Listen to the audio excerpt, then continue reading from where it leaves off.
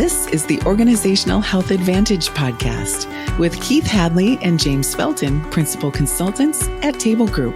They're in the business of coaching leaders to build strategic focus and cultural alignment that leads to amazing results. This podcast is for leaders who are looking to increase productivity and morale while decreasing politics, confusion, and unwanted turnover. Welcome to the Org Health Advantage.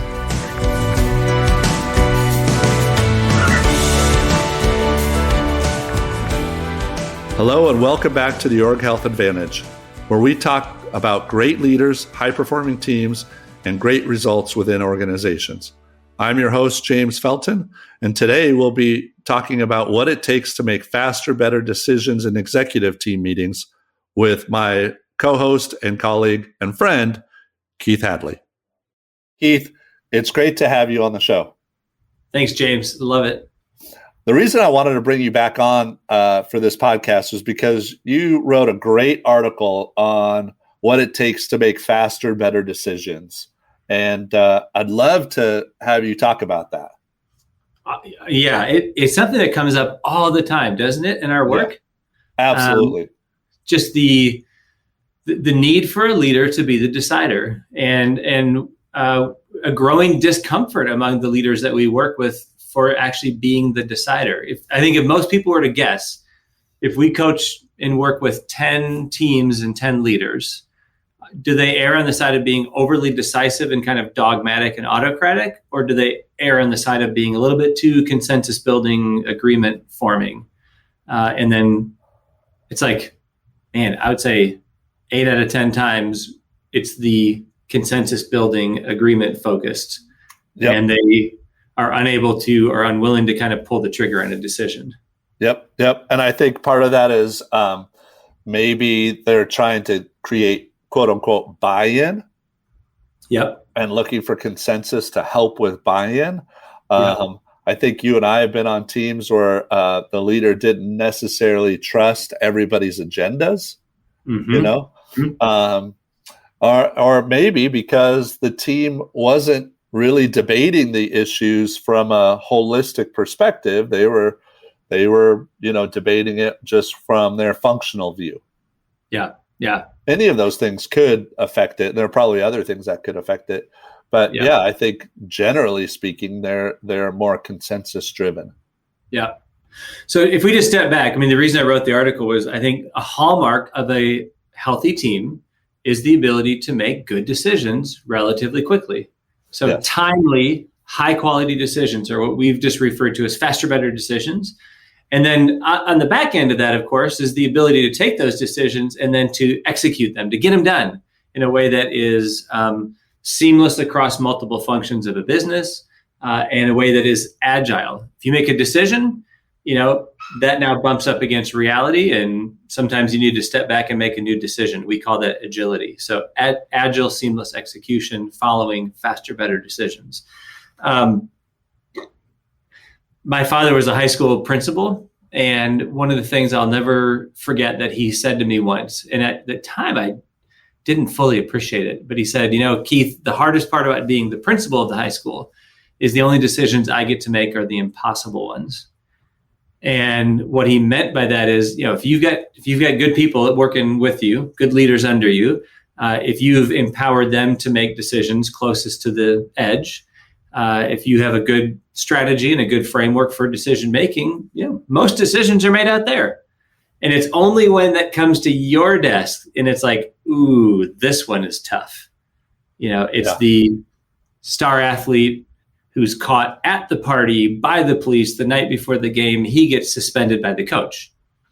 But it's when there's conflicting reports of a star athlete who may or may not have been at the party and it's unclear, but we have to either live up to our sports policy or we have to disappoint all the students, the parents, and the team. That's the one that the principal has to make. And so how do you get yourself in that space where you can make a good decision relatively quickly when the pressure's on? That's really what this is about. Yeah. And having the trust in the room to know, all right, I have these people who are debating the issue. I have the people who are looking at things holistically without their agenda for the most part. and they're debating in a healthy, productive way this topic. Yeah. That really then helps the leader make that tough decision. Yeah.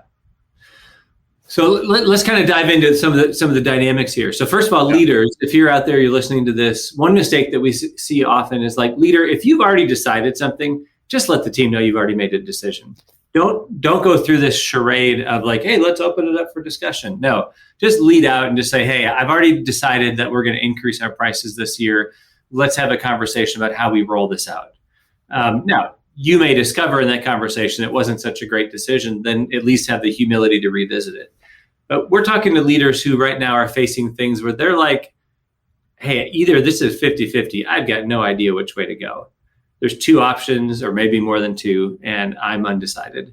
Or maybe you're to the point you're leaning one way, like there's some options in front of us and I'm leaning a direction, but I'm not going to make a decision until I hear from the team. So if you're in that setting, I think there's kind of 4 fears that we've identified as we work with leaders. Talk through those. Yeah, the first one is just the fear of being wrong. And nobody wants to be wrong, but that can lead us into a place of looking for certainty. And so I over-index on certainty. And we've seen it, that can lead a leader and a team to like just over-index on data and data analysis. And let's revisit this one more time. And so we're in a meeting now, let's put this off to the next meeting, to the next meeting, to the next meeting, and months go by. And we still haven't pulled the trigger because we don't want to be wrong and we're going for certainty. Absolutely. And oftentimes the data doesn't change, but we're putting it off in order to, just make absolutely certain we've got the right data, we're making the right decision. Yet sometimes that prevents us from actually taking action. Yeah. Rick Van Arnhem was one of our colleagues who was in the military for, in the Army 30 years. And he taught us about this kind of 70% rule that he was taught as a commander in the military, which when you have about 70% of the information that you think you need to have, it's probably time to decide. If you wait until you have 100%, you've probably missed the moment. And if you go off with 30, 40%, you might be putting lives at risk or the business at risk, because you're going off uninformed. So I think 70% is a good gut check. Yeah. The data is never going to make the decision for you. Again, we're back to you're the leader. You have to make the impossible decision. Right. So the first fear is a fear of being wrong. What's the next one? Next fear is the fear of inefficiency. We deal with a lot of leaders who have gotten to their leadership role because they're so good at getting things done. They're being efficient. And so I think when a leader is afraid of being inefficient, they kind of go the other direction. They push the decision prematurely into like decision announcing mode or versus decision making mode. So like, hey, we got to make the call today, so let's just do X. And what they give up is a team of people speaking into that decision, sharing their insights, sharing potential implications, the pros and the cons, innovative approaches. And so it's actually good to pull back and say, are we pulling the trigger too soon just for the sake of a decision now? Right. And we see that a lot with people, with leaders who maybe get frustrated at the process. And so, yes. And so they're leaning in on the faster decisions, but not necessarily the better decisions in that moment. And so, we want to make sure, again, that we're having the best debates possible in order to make the faster, better decisions in this case. Hey, we've used this last 10%. I forgot where that came from. We didn't make it up, but it's like, hey, before we pull the trigger, last 10%, is there anything that you haven't said? Yeah. Right. Is there any insight or option that we haven't fully explored? Let's recap what we've considered, A, B, and C. And here's the pros and the cons of each, but we're going to choose B because we're more excited about those pros and we feel we can manage those cons. Right. Yeah. So just slowing down enough to avoid that efficiency trap to make sure that we're making a good one. Yeah. So good. The third, this is one, it's a little bit different than the fear of being wrong or fear of inefficiency. I think a lot of leaders, they don't want to be disliked. They want people to like them. They want people to be excited about the decision itself and excited about them. They want to make popular decisions. And we see this so often when we see a leader, they know they need to make a tough call, but it's a call that people are going to be disappointed with and maybe disappointed with them and be against this decision. And I think that pushes leaders into kind of artificial consensus building mode. Where they want everybody to agree, they want everybody to be excited about, and that can lead to excessive amounts of opinion sharing and even just excessive amounts of convincing. Like, hey, let's open this up for more conversation. Or if we see a leader trying to explain the decision and convince and sell the decision as opposed to just make the decision. Yeah. And what I see sometimes when those leaders are taking a long time and really want to build consensus, but it's not happening, is the people on the team actually get frustrated with how long this is taking. Yeah. You know, and healthy teams in that moment might say, okay, leader, you've heard everything. We've been talking about this for a little while. What's preventing you from making a decision right now? Yeah. You know, like we actually are ready for you to make a decision. I was at the team recently and the debate was around something pretty strategic. And the leader teed it up. There was, I think, 3 options on the table. And the team was so ambivalent and disengaged. And the leader took their ambivalence as like a signal to like, maybe I need to sell this more. And he got more passionate and he started selling more, and the team just kept being ambivalent. And finally I just called the timeout. And I was like, okay, clearly this leader is looking for something from this team that they're not giving him. And I just said, hey guys, do you not care about this decision? Or do you just disagree with the decision that this leader seems to be selling? And it was a bit of a mixed bag. A couple of them were just like, I just don't think it's that big a deal. I am fine with it. Just make the call, like enough. And the others are like, yeah, I don't like that decision, but you're right. My response to that is just to withdraw from the conversation itself. And so we just had to call that dynamic and say, hey, look, leader, your job is to make a decision here. Even if that means they don't like it, as long as you understand the implications and you've heard those, you've listened to them, why don't you just make the call? Yeah. And his response was, okay, give me one more week to think about it. Which is still fair. Which is fair. Yeah. That's fair. And I like that he's putting, in that case, a timestamp on it. Give me 1 week, and then I'll bring the decision back to you folks. Yeah. The last one I think is a little bit more in the ego realm, and that's the fear of looking foolish, or it's the fear of being wrong, but it's not the fear that I made the wrong decision. It's the fear that I'm wrong. I made the wrong decision, and now I feel like an idiot. And so I think that causes leaders to go into like defensive mode. And James, actually, you're the one that teed me into this based on a book you read, the 15, what is it? 15 something. The 15 traits of conscious leadership. Thank you. Talk about that above the line, below the line, because I think that's anchored more in insecurity and ego than it is like, I fear making the wrong decision in the marketplace. Yeah, absolutely. I love this. I love this model because it's so simple, but it's so easily understood, and people can call it out right away when they see it. And so in discussions, we're either above the line or we're below the line. Above the line behaviors are you're open-minded, you're curious, you're focused on what the best solution might be. And below the line is the opposite. You're defensive, you're closed-minded, and you're focused on being right. And, the idea isn't that we're never going to go below the line. We're people, we're often going to go below the line in our lives. But what we want to do is a few things. One, we want to go below the line less. Second, we want to self-identify more when we're going below the line and pull ourselves out of it.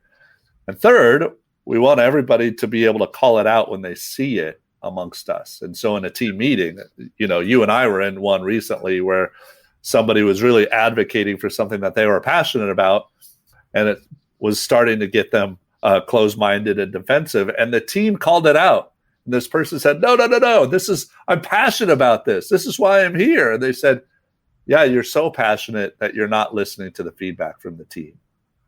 Right. And the person in the moment kind of stormed off begrudgingly, and then came back about 10 minutes later and said, hey, I just want to admit I was below the line there. I'm going to go along with the decision we've made. But yeah, it's that idea that, hey, we need to be open-minded, curious, and focused on the best solutions as opposed to what our agenda might be. I love that. There's such a nuance here. It's a nuanced difference between being decisive and being closed-minded. And being decisive is a good thing as long as you've given space for input and ideas. And let's take a well-rounded view of this. So we need all ideas on the table. And then we need a leader who's decisive enough to say, hey, let me create some clarity and closure for the team, and we're going to go this direction. Yeah. But that's different than somebody who's closed-minded, who in the moment is like, I don't even want to entertain other ideas. The more I hear other ideas, it starts to entrench me into a decisive posture. I get, the amygdala hijack, and I get lizard brain, and I get focused on myself and looking foolish. And it's like, just, okay, go back above the line. Stay learning, stay curious. But I love to remind leaders is like, there's two things that you can be curious about and you can learn. Even if you know that you're right, without a shadow of a doubt, you know that you're right, but you can be curious. What does everybody else think? Because that's actually really good data. Yeah. Am I about to ask them to do something they actually disagree with? Yeah. Or I can learn, how big of a gap is there in their understanding of the solution, of their excitement about the solution. And hey, I may just learn that there is a rock that I failed to look under, and there's something there that I missed. And so if nothing else, leaders that struggle with being a little bit egocentric, at least stop and be curious about where everybody else is in the room. And then you know what's going to be required of you as a leader as you make a decision. And I think even better is be open to the fact that you might be about to make a really stupid decision, and somebody on this team is going to protect you from making a boneheaded move. Yeah. And Keith, you call this out, you affirm this in your article, but I think those behaviors above the line of being open-minded, curious, focused on finding the best solution are all captured under the idea of being a humble leader. Yeah. And that's the leader of the team or all the executives on that team as well. If we're all humble, we're going to be curious, open-minded, and focused on finding the best solution. Yeah. And another thing you call out when we're in offsites with our clients is, hey, the most productive teams have this debate prior to the decision making. Right. We have this debate in order to make the best decision possible. The behaviors are around, maybe doing it as fast as possible as well. But we're trying to have this debate and get all the potential opinions out on the table prior to making a decision. And then we commit to the execution and implementation of that decision with the same passion and vigor as we would, even if it wasn't our own idea, but like as we would if it was our own idea. And the unproductive teams have that same debate after a decision has been made. Right. And then rehash it and, maybe don't implement as well as they could have because they were kind of dragging their feet. Well, I didn't really like that idea to begin with, or I didn't really go along with that decision. Like, no, you had that time to have that debate. We made the decision. Now it's time to execute. Yeah. Yeah. Courage and humility. We love working with humble leaders who are courageous. So humble is recognizing that I am capable of making bad decisions. Therefore, I need help. Courage says, I wear my responsibility to make the decision like a backpack. I put it on every morning and I carry it around all day long. And I'm just so aware of the fact that if this doesn't work, I will take responsibility for having made this call. And that takes a lot of courage. Yep.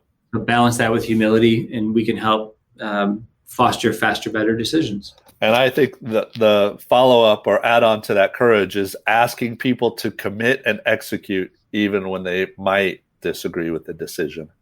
That takes courage too, doesn't it? Yeah, absolutely. So great article, Keith. I love the idea of making faster, better decisions. Your 4 fears were the fear of being wrong, the fear of inefficiency, the fear of being disliked, and the fear of looking foolish as a leader. And to overcome that, leaders need to be humble and courageous. That's a great article, Keith. Thanks so much for joining the podcast and sharing. All right. Thanks for listening to the Org Health Advantage. Your hosts, Keith and James, are helping leaders change the world of work and invite you to share this podcast with your friends and colleagues. For more resources on building stronger teams and organizational health, check out tablegroup.com. Produced by Audavita Studios. Connect your voice to the world.